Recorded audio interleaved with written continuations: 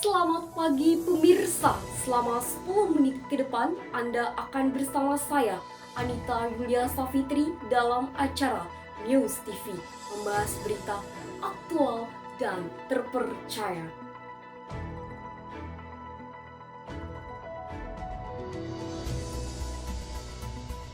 Kasus penganiayaan David Ozora oleh Mario Dandi merupakan bukti adanya fenomena kenakalan remaja yang marak terjadi akhir-akhir ini.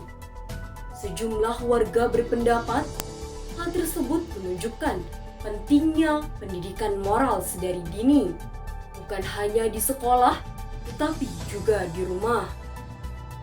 Salah satunya Halsey atau biasa dipanggil Aci, ibu rumah tangga yang belajar ilmu parenting melalui berbagai pelatihan sejak 2008 ini, juga pemilik platform edukasi parenting. Ibu 5 anak itu mengatakan penerapan dan pengajaran nilai moral wajib dilakukan oleh keluarga di rumah. Anak sulungnya Karima yang duduk di bangku kelas 2 SMA misalnya, sehari-hari sepulang sekolah, remaja 17 tahun ini sudah berdisiplin menaruh sepatu di rak. Kemudian saat masuk rumah, mengucapkan salam dan menyalami orang tua. Selain itu, Aci menyatakan orang tua harus menjadi teladan, memberi contoh kepada anak-anak.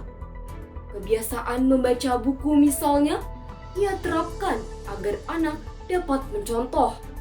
Dalam keseharian, mereka terbiasa membaca buku bersama sebagai wadah untuk berdiskusi dan belajar menghargai pendapat. Ia menuturkan nilai moral penting diajarkan sejak dini, terutama 7 tahun pertama sebagai fondasi, mulai dari ilmu dasar tauhid untuk mengenal Tuhan, kemandirian, tanggung jawab, kejujuran, kedisiplinan, hingga toleransi. Dengan demikian, ketika tumbuh menjadi remaja dan dewasa, nilai-nilai moral yang telah diajarkan sudah kuat terbentuk. Praktisi pendidikan Ika Khadijah menjelaskan salah satu faktor penyebab kenakalan remaja adalah lingkungan sekitar. Maka perlu adanya pengajaran nilai moral dan pendampingan yang dimulai sejak dini. Menurut ia, pendidikan moral lebih penting diajarkan di rumah, sebab orang tua sebagai guru atau role model yang setiap hari memberi contoh tidak berganti-ganti layaknya di sekolah. Tanaman value itu akan jauh lebih efektif ketika diberikan pada anak-anak usia muda. Jadi sedini usianya semakin nempel pendidikan moral itu pada anak. Ketika semakin besar, karena sudah banyak pengaruh dari luar, maka mereka mencoba merasionalkan. Jadi itu tidak menjadi bagian daripada penguatan etika dan moral anak itu. Ia menambahkan, aspek komunikasi merupakan salah satu kunci dalam pendidikan moral. Anak misalnya diajak berdiskusi atau bertukar pendapat, sehingga terbiasa menghargai dan menghormati pendapat orang lain. Selain itu, Ica menyebut pendidikan moral untuk remaja tidak disarankan disampaikan dengan cara menggurui. Anak remaja perlu diajak berpikir kritis dan dimintai pendapat. Kemudian, orang tua menjelaskan secara rasional sebab, akibat, atau konsekuensi perbuatan, sehingga remaja dapat belajar memiliki regulasi diri yang baik. Kita beralih ke informasi selanjutnya.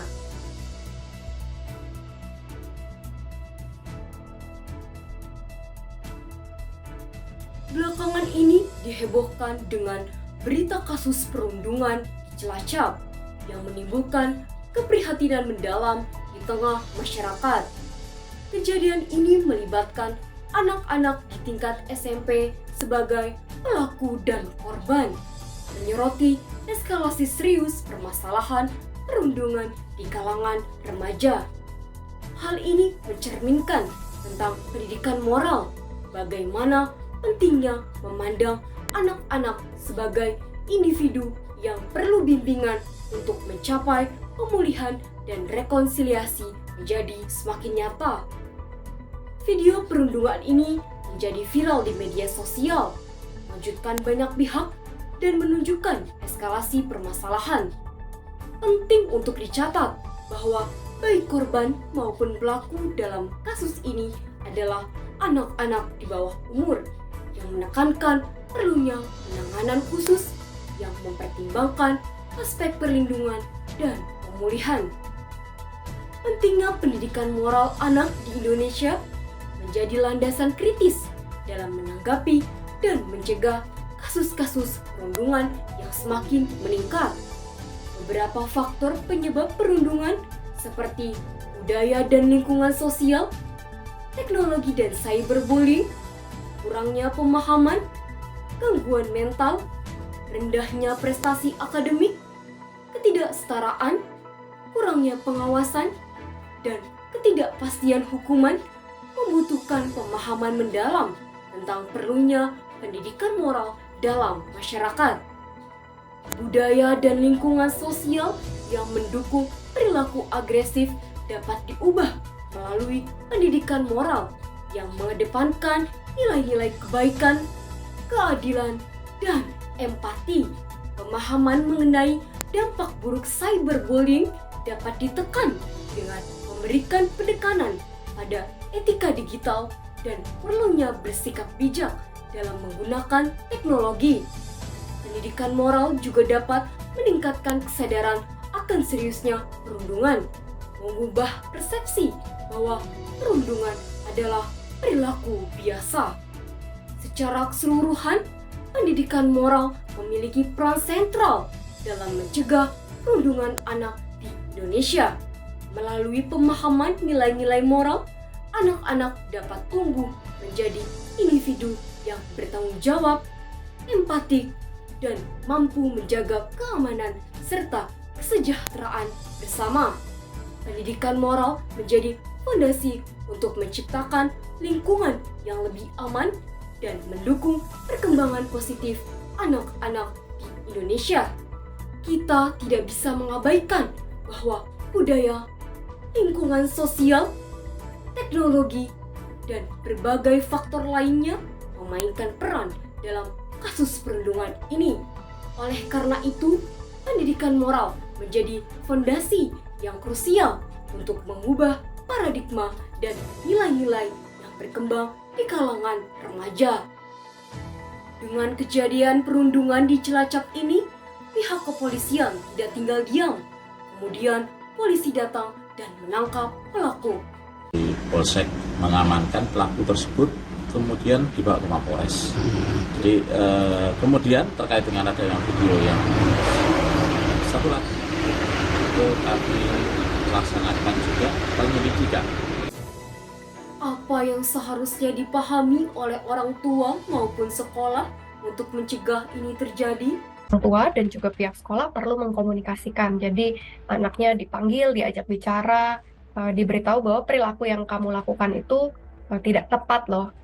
Mari kita bersama-sama berkomitmen untuk mendukung pendidikan moral anak-anak, bukan hanya dalam konteks perundungan, tetapi juga sebagai fondasi utama dalam membentuk karakter yang baik.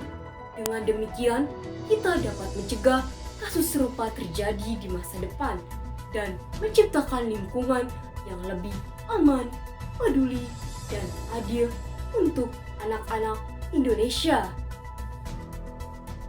Informasi tadi menutup jumpa kita pada kali ini. Saya Anita Yulia Safitri pamit undur diri dan sampai jumpa.